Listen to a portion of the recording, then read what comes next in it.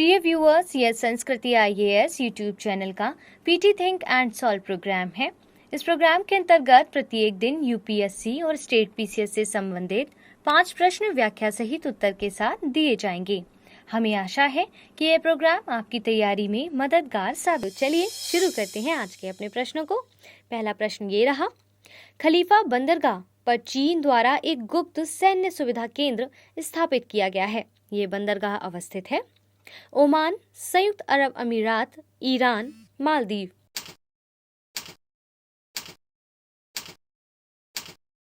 सही उत्तर है संयुक्त अरब अमीरात। आइए व्याख्या से इसको समझ लेते हैं। खलीफा बंदरगाह संयुक्त अरब अमीरात के अबू धाबी में अवस्थित है। इस बंदरगाह पर चीन ने एक गुप्त सैन्य सुविधा केंद्र स्थापित किया है। हालांकि संयुक्त अरब अमीरात का कहना है कि उसे इस तरह की चीनी सैन्य परियोजनाओं की कोई जानकारी नहीं थी। अब इस परियोजना पर रोक लगा दी गई है। पिछले कुछ समय से चीन एशिया में अपनी सैन्य स्थिति मजबूत करने के लिए लगातार प्रयास कर रहा है और इसी क्रम में उसने जिबूती, पाकिस्तान, म्यांमार, श्रीलंका आदि देशों में अपना सैन्य बेस बनाया हुआ है और इसीलिए विकल्प बी इस प्रश्न का सही उत्तर है। दूसरे प्रश्न की ओर बढ़ लेते हैं। प्रोजेक्ट हाई सीज के संदर्भ में निम्नलिखित कथनों पर विचार करें और बताएं कि सही उत्तर क्या होगा। इस परियोजना को हवाई द्वीप पर संचालित किया जा रहा है। इसका उद्देश्य अंतरिक्ष यात्रियों के अनुकूलन के लिए पृथ्वी पर चंद्रमा के समान वातावरण विकसित करना है तथा इसका संचालन नासा द्वारा किया जा रहा है। केवल 1 और 2, केवल 2 और 3, केवल 1 और 3, 1, 2 और 3। सही उत्तर क्या होगा, सोचकर बताइए।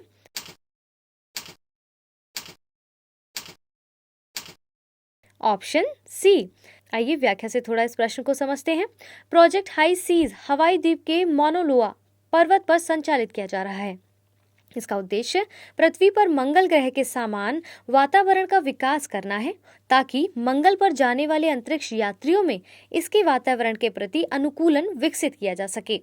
इस प्रोजेक्ट का संचालन नासा के नेतृत्व में इंटरनेशनल मून बेस अलायंस द्वारा किया जा रहा है और इसीलिए केवल कथन 1 और 3 सही है, तो विकल्प सी इसका सही उत्तर था। तीसरे प्रश्न की ओर बढ़ते हैं। Global state of democracy report किसके द्वारा जारी की जाती है? International institute for democracy and electoral assistance, world economic forum, economic intelligence unit और विश्व बैंक।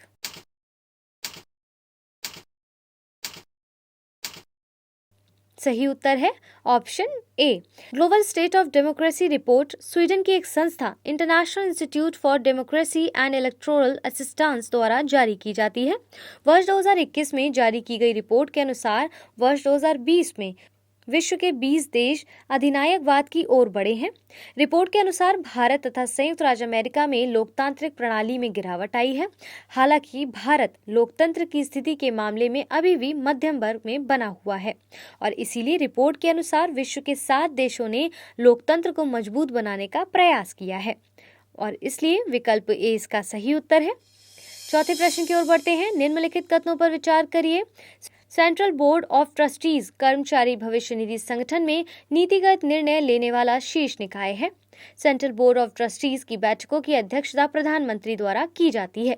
उपरोक्त में से कौन से कथन सही हैं? केवल 1, केवल 2, 1 और 2 दोनों, ना तो 1 ना ही 2। सही उत्तर क्या होगा, सोच के बताइए।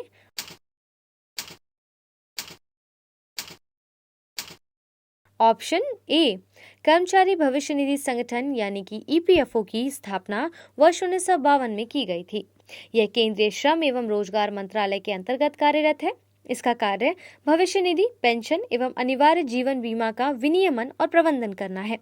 इस तरह यह श्रमिकों को सामाजिक सुरक्षा प्रदान करने वाली महत्वपूर्ण संस्था है। इसमें निर्णय लेने वाली शीर्ष संस्था सेंट्रल बोर्ड ऑफ ट्रस्टीज है। इसकी बैठकों की अध्यक्षता केंद्रीय श्रम एवं रोजगार मंत्री द्वारा की जाती है।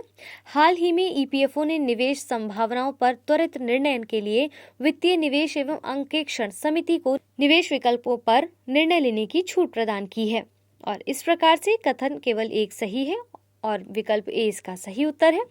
अंतिम प्रश्न को देख लेते हैं।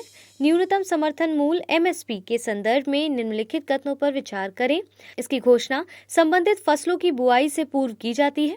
यह किसानों को बाजार जोखिमों के प्रति सुरक्षा प्रदान करता है। यह किसानों द्वारा फसलों के चयन को प्रभावित करता है। उपरोक्त कथनों में से कौन से कथन सही है? केवल 1 और 2, केवल 2 और 3, केवल 2, 1, 2 और 3। सही उत्तर क्या होगा?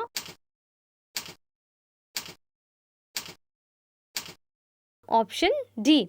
न्यूनतम समर्थन मूल्य यानी कि एमएसपी सरकार द्वारा किसी फसल के लिए निर्धारित की गई न्यूनतम मूल्य की गारंटी है।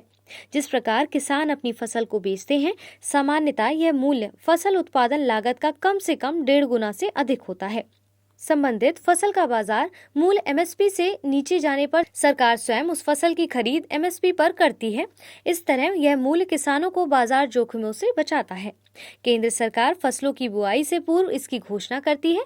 इससे किसानों को लाभकारी फसल का चयन करने में भी मदद मिलती है।